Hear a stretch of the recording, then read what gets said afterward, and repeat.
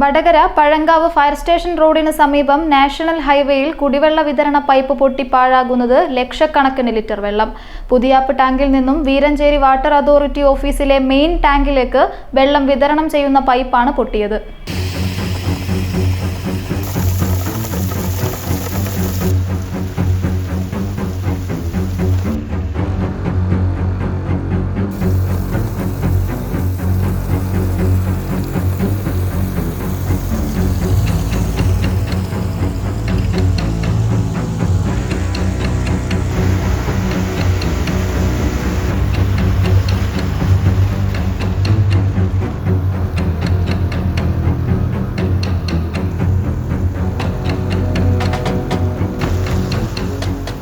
National highway road പണിയുടെ ഭാഗമായി മണ്ണു നീക്കുന്നതിനിടയിലാണ് പൈപ്പ് പൊട്ടിയതെന്ന് പറയുന്നു.